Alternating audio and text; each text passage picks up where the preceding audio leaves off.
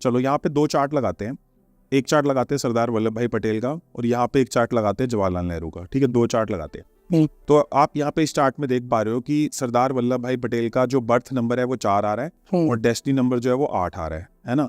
कुछ योगास पूरे हो रहे हैं बट राज योगा तो पूरा नहीं हो रहा। जितने भी यूजर्स हैं हमारे यहाँ पे देख पा रहे हैं, मैं यहाँ पे चार्ट लगा देंगे हम। तो यहाँ पे जवाहरलाल नेहरू का चार्ट है, यहाँ पे बर्थ नंबर 5 है और डेस्टिनी नंबर 6 है। बर्थ नंबर 5 कैसे आया, डेट को ऐड किया तो बर्थ नंबर आ गया, पूरी डेट ऑफ बर्थ को ऐड किया तो डेस्टिनी नंबर आ गया। तो अब अगर सब लोग देख पा रहे हैं जवाहरलाल नेहरू जी के चार्ट के अंदर जो है वो यहाँ पे 4, 5, 6 का कॉम्बिनेशन जो है वो आ रहा है, जो कि राजयोग है। प्लस इनका बर्थ नंबर और डेस्टिनी नंबर बहुत स्ट्रांग है। लेकिन compare to Sardar Vallabhbhai Patel का जो यहाँ पे देख पा रहे हो वो कॉम्बिनेशन वीक है बर्थ नंबर और डेस्टिनी नंबर का।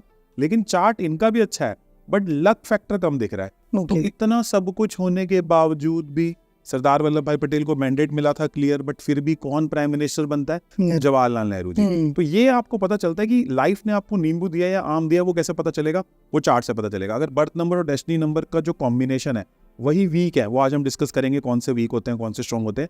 अगर ये वीक है प्लस योगास कंप्लीट नहीं हो रहे, means your chart is low, आपको मेहनत करनी पड़ेगी, फिर आपका नाम अच्छा होना चाहिए, आपका नाम किसी पावरफुल नंबर पे होना चाहिए, आपके मोबाइल पावरफुल होने चाहिए, आपका और भी बहुत सारी चीजें स्ट्रांग होनी चाहिए अगर आपका यहाँ से चार्ट वीक हो गया। और अगर सरदार वल्लभ भाई पटेल जी का जो ये नंबर देखोगे 4-8 का कॉम्बिनेशन, इसकी भी अपनी एक ईसेंस है। जैसे हम बोलते हैं ना कि कोई इंसान माड़ा नहीं होता, कोई इंसान खराब नहीं होता, सबके अपने स्ट्रेंथ एंड वीकनेस होते हैं, है ना।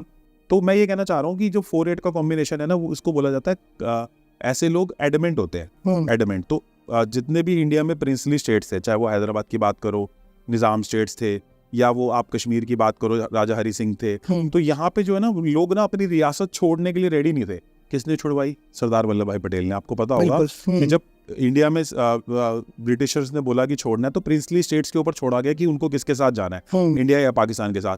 भाई साहब, सरदार वल्लभ भाई पटेल ने ही लोगों को तोड़ तोड़ के इंडिया में लाया। आपको पता होगा कि Hyderabad was more willing to go for the Pakistan, but Sardar Vallabhbhai Patel made sure कि ये इंडिया में ही रहे। 1-1.5 महीने आपको ध्यान होगा कि वो पाकिस्तान की तरफ गए भी थे, बट 1-1.5 महीने वो प्रोटेस्ट हुआ और उसके बाद फिर वो सरदार वल्लभ भाई पटेल ने अपनी तरफ ले लिया।